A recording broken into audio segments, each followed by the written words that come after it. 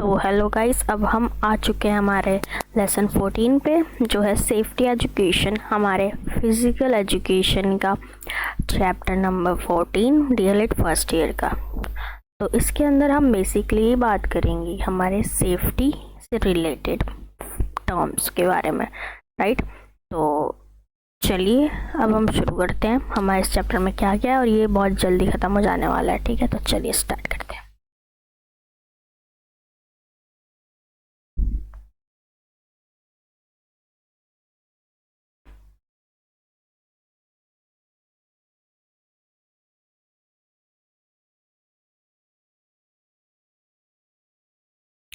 तो इधर हम आ चुके हैं, हमारा फर्स्ट टॉपिक है मीनिंग ऑफ सेफ्टी। क्या है safety? The condition of being protected from harm and danger. अपने आप को हार्म, डेंजर्स, किसी एक्सीडेंट वगैरह या किसी भी हमें कोई चोट वगैरह ना लगे, इन सबसे प्रोटेक्ट करना ही तो सेफ्टी है।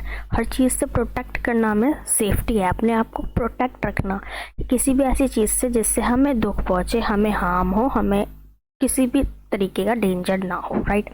इसके अंदर हम टाइप्स पढ़ते हैं सेफ्टी के। तो हमारे बुक में, हमारे सिलेबस में दे रखा है 2 type of safety mainly, broadly, which is physical, आपकी बॉडी सेफ हो, आप सेफ हो फिजिकली, आप परफेक्ट हो, आपको कोई तकलीफ ना हो, इन्वायरमेंट के थ्रू आप जैसे हो नेचुरली आप वैसे रहो। तो इसके लिए आपको फिजिकली सेफ रहना बहुत ज़रूरी है, राइट। तो अब हम नेक्स्ट जो हमारा टाइप ऑफ सेफ्टी का, वो है इमोशनल सेफ्टी। ये बहुत ज़रूरी है, बहुत लोग इसे इग्नोर भी कर देते हैं। लाइक फीलिंग को सिक्योर रखना, अपनी फीलिंग्स को एकदम बिल्कुल ही बचा के रखना, अपने इमोशंस को बचा के रखना, प्रोटेक्टेड रखना अपने इमोशंस को। इसी में हम बात करेंगे इमोशनल सेफ्टी में, कि हमें पता है ना कि आप कभी कभी मेंटली बहुत स्ट्रेस्ड हो जाते हो, मेंटली आप सेफ फील नहीं करते हो। तो ये क्या है? ये हमारे इमोशंस हैं जो हम सोचने में मजबूर करते हैं कि हम सेफ नहीं हैं, या हमारी फीलिंग्स की अगर कहीं कदर नहीं होती है और हम वहाँ बोल देते हैं और फिर हमारा मजाक उड़ता है, दैन इट इज़ जो है वो हमारी इमोशनल स्टेबिलिटी पे एक हार्म पहुंचाता है कुछ चीज़ें, राइट। तो इसीलिए इमोशनली भी सेफ्टी बहुत ज़रूरी है। तो आई होप आपको इस टॉपिक में सब समझ में आ गया होगा। तो नेक्स्ट अब हम देखते हैं, यहाँ पे है safety of children in school. बच्चों का स्कूल में सेफ रहना बहुत ज़रूरी है, और एज अ टीचर आपको ये जानना भी बहुत ज़रूरी है। इसमें हमारे पास पहले कुछ पॉइंट्स है, वो हम देख लेते हैं। Regular maintenance of school premises, supervision during sports and activities, emergency evacuation plans for fire and disaster. तो इसमें जैसे कि आपने देखे होंगे, स्कूल के अंदर हम बहुत सारे सेफ्टी रिलेटेड टर्म्स पे बात करते हैं, या हम बात करते हैं कि अगर अर्थक्वेक आ गया, भूकंप आ गया, तो कैसे करना है। तो बच्चों को ड्रिल सिखाते हैं ना, तो ये चीज़ स्कूल में बहुत ज़रूरी है। बच्चों को आग लग गई तो क्या करना है, क्या नहीं करना है, ये सब बच्चों को बताना बहुत ज़रूरी है।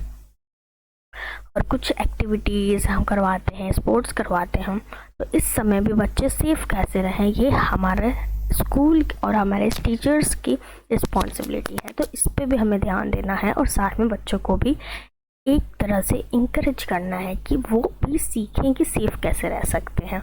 और हमारे रेगुलर जो हमारे स्कूल की स्ट्रक्चर है, हमारे बिल्डिंग्स में है, या कुछ भी, हर जगह को मेंटेन रखना ताकि बच्चे सेफ रहें। और प्राइमरी क्लासेस में तो बहुत ज़रूरी होता है, क्योंकि बच्चे बहुत इनोसेंट होते हैं, उन्हें पता नहीं होता इन सब चीज़ों के बारे में।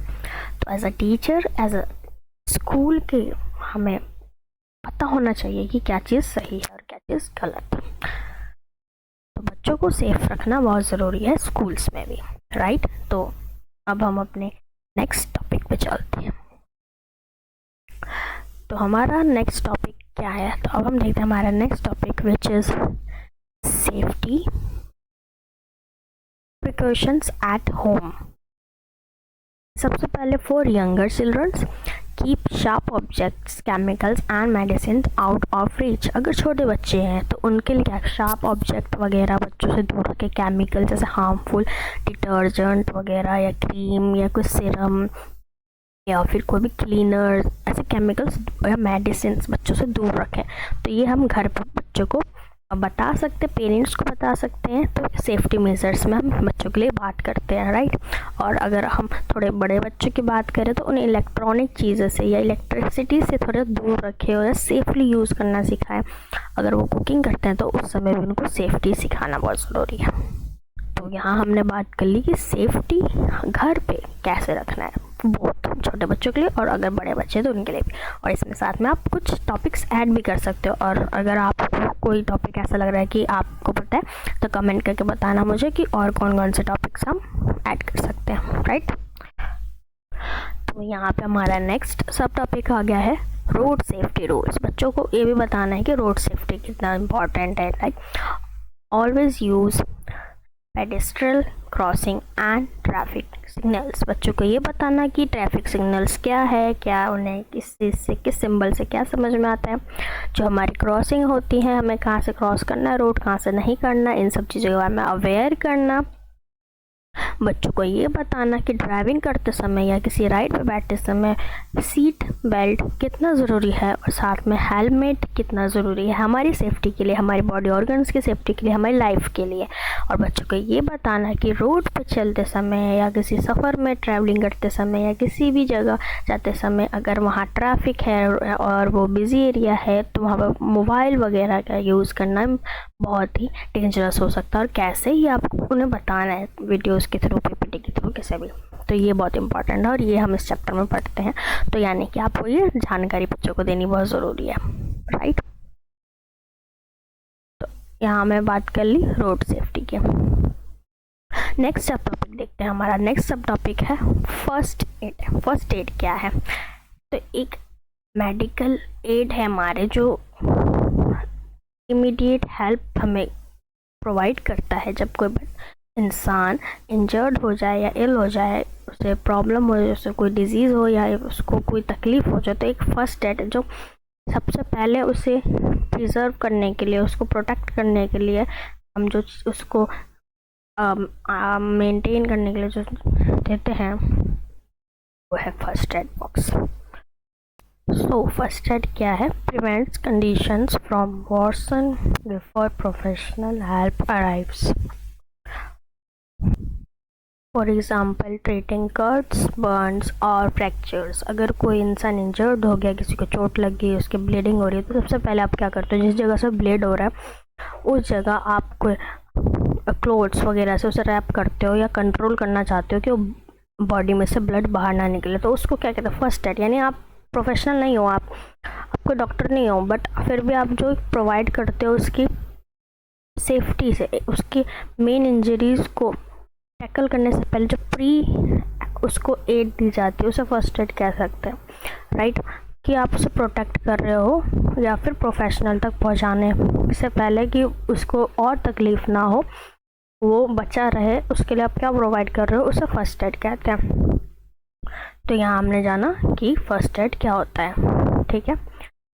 नेक्स्ट अब हम देखते हैं, हमारा पॉइंट है importance of first add. First aid क्यों इम्पोर्टेंट? फर्स्ट एड पहली बात तो बहुत इंपॉर्टेंट है क्योंकि अगर कोई भी इमरजेंसी आ गई है, कोई किसी के सर पे लग गया, उसे ब्लीडिंग वगैरह हो रही है, ब्लड निकल रहा है, तो सबसे पहले फर्स्ट एड ही है उसे डॉक्टर या हॉस्पिटल पहुंचाने से पहले तक उसके बॉडी में ब्लड रहे, क्योंकि अगर ब्लड बाहर निकल गया तो सब इंसान मर जाएगा या ब्रेन वगैरह कुछ प्रॉब्लम होगी, उसमें एयर वगैरह के केमिकल्स या किसी भी माइक्रो ऑर्गेनिज्म एंट्रेंस हो गई, ऐसी ओपन एरिया जो हमारी स्किन की है, कुछ भी जहाँ इन्फेक्शन वगैरह होने के चांसेस है, तो उसको कवर करना बहुत इंपॉर्टेंट है। और अगर वो नहीं किया तो बचने के चांसेस बहुत कम होते हैं। फर्स्ट एड बहुत इंपॉर्टेंट हो जाता है इस जगह पे कि हॉस्पिटल डॉक्टर के पहुंचने से पहले हमें अपने पेशेंट को या फिर जिसको चोट लगी है उसको कुछ एमरजेंसी चीज़ें प्रोवाइड करनी है जिससे वो सेफ, उसकी लाइफ एक हद तक सेफ हो पाए।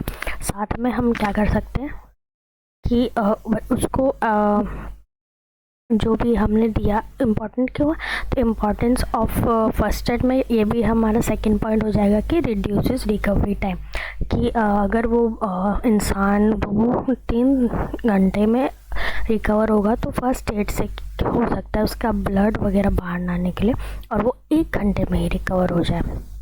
तो हमारा जो रिकवरी टाइम होता है पेशेंट का वो भी कम हो जाता है, क्योंकि फर्स्ट एड से हम उसको हेल्प कर देते हैं उसकी जान बचाने में। और थर्ड हम ये भी कह सकते हैं empowers individuals with confidence in emergency.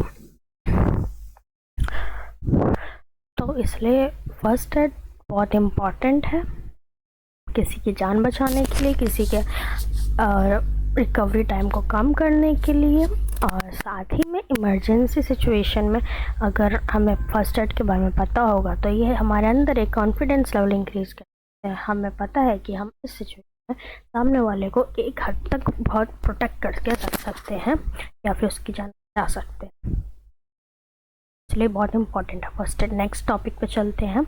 हमारा नेक्स्ट सब टॉपिक क्या है, ये है aims and principles of first aid. Aim क्या है फर्स्ट एड का? Preserve life, prevent further injury and promote recovery. सबसे पहले तो हमें ये बात करते हैं कि एम्स में है कि फर्स्ट एड का एम यही है कि लाइफ बचा, किसी की ज़िंदगी बचाने के काम आए। उसको डॉक्टर के पास हॉस्पिटल पहुंचने से पहले ही कुछ ऐसे एड्स थे जिससे उसकी लाइफ बच पाए, तब तक तो उसके बाद डॉक्टर तो बचा ही लेंगे, ठीक है। तो ऐसी सिचुएशन, तो ये चीज़ एम है कि फर्स्ट एड क्यों ज़रूरी है, किसी की लाइफ बच सके। क्यों ज़रूरी है? किसी की इंजरी वगैरह है उसको प्रिवेंट कर सके, हम उसे बचा सके किसी इंजरी से, और किसी का अगर फ्रैक्चर हुआ है हाथ या पैर तो वो टूट ना जाए पूरी तरीके से, अलग ना हो जाए, तो उसके लिए फर्स्ट एड ज़रूरी है प्रिवेंट करने से फर्दर इंजरी, राइट। अगर फ्रैक्चर है, अगर हमने वहाँ पट्टी वगैरह नहीं बांधी, उसे सपोर्ट नहीं दिया पैर को या हाथ को, तो वो टूट सकता है बहुत बुरी तरीके से, तो उसको बचाने के लिए फर्स्ट एड ज़रूरी है। तो इसलिए ये क्या कहता है, प्रिवेंट फर्दर इंजरी। कुछ चीज़ें ख़राब है उसको और ज़्यादा बहुत भयंकर रूप से ख़राब होने से बचाता है फर्स्ट एड, ये एम है फर्स्ट एड का। और promote recovery, first aid recovery बहुत जल्दी तेज़ी से करवाता है, क्योंकि हम उसे टाइम टू टाइम वो चीज़ें बताते हैं, वो चीज़ें करते हैं जिससे उसे ज़्यादा प्रॉब्लम ना हो इन फ्यूचर, और अगर प्रॉब्लम फ्यूचर में नहीं बढ़ेगी, उसकी लाइफ सेव हो रही है, तो रिकवरी तो ऑटोमेटिकली ही प्रमोट होगी। के बाद हम बात करते हैं हमारे प्रिंसिपल्स की, कि फर्स्ट एड बॉक्स की प्रिंसिपल्स क्या है। Stay calm, assess the situation, act swiftly and safely. Principle है, अगर आपको पता है कि कहीं एक्सीडेंट हुआ है तो पहले स्टे काम, क्योंकि अगर आप काम नहीं होगे आपका ब्रेन प्रेशर में ठीक से काम नहीं करेगा। सिचुएशन को समझो कि सामने वाले को क्या इस तरीके का चोट लगी है, उसका फ्रैक्चर है तो उसके पैर को बांधो, उसके अगर उसे कहीं स्वेलिंग वगैरह आ रही है तो वहाँ पे बर्फ़ वगैरह, आइस वगैरह या हॉट पैड वगैरह लगाओ। और अगर उसके कहीं स्किन, कहीं आपको दिख रहा कोई स्किन अगर अंदर तक गहरा घाव हो गया है, वहाँ पे बैक्टीरियाज इन्फेक्शन होने के चांसेस है जो इन फ्यूचर बहुत बुरी तरीके से असर कर सकते हैं उसको, तो उसको जल्दी से कवर करो उसे। तो ये चीज़ क्या है, तो असेस द सिचुएशन, सिचुएशन को असेस करो, क्या कहाँ क्या ज़रूरी है, और ये सब काम माइंड से ही हो सकता है। उसके बाद हमारा प्रिंसिपल नेक्स्ट ये कहता है कि एक्ट ऐसे करो, चीज़ें ऐसे करो कि आप भी सेफ़ हो, सामने वाला भी सेफ़ हो, और सेफली चीज़ें होनी चाहिए और बहुत ही सॉफ्टली होनी चाहिए कि सामने वाला भी बचे, हम भी बचे, राइट। इन्फेक्शन वगैरह से या इंजरीज से उसकी लाइफ बचे। तो ये प्रिंसिपल्स इम्पॉर्टेंट है और एम्स भी इम्पॉर्टेंट है, आप नोट डाउन कर लेना। और अगर आपको कोई और क्वेश्चंस वगैरह पूछने हो इन चीज़ पूरे चैप्टर में या किसी और चैप्टर से रिलेटेड या वीडियोस वगैरह से रिलेटेड, तो आप कमेंट करके पूछ लेना मेरे से, मैं आपके क्वेश्चंस का आंसर ज़रूर दूँगी। तो चलिए अब हम अपने नेक्स्ट सब टॉपिक पर चलते हैं, which is yes this is our next sub topic, जो है मिसकंसेप्शंस अबाउट फर्स्ट एड। हमारे कुछ मिसकंसेप्शंस भी हैं फर्स्ट एड को लेकर। क्या है, जैसे कि अप्लाइंग बटर टू बर्न।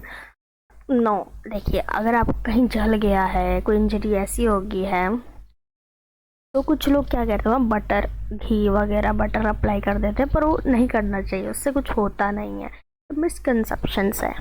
उसके बाद हमारे और मिसकंसेप्शंस है, जैसे कि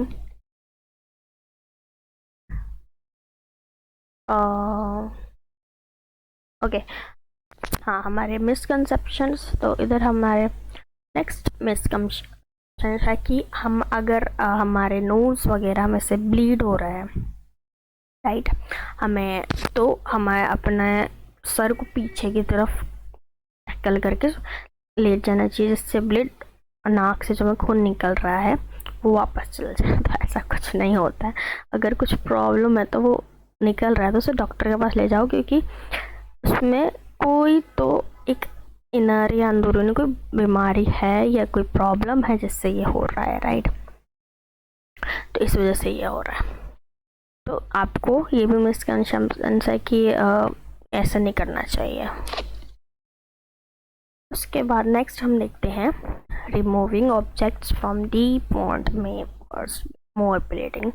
कुछ लोगों को ये लगता है कि अगर उन्हें कोई जैसे नुकीली चीज़ लग गई हाथ पैर में, तो अगर उस चीज़ को हम बाहर निकालेंगे ना तो बहुत सारा ब्लीड होगा, तो रहने दो, उसको अंदर ही रहने दो।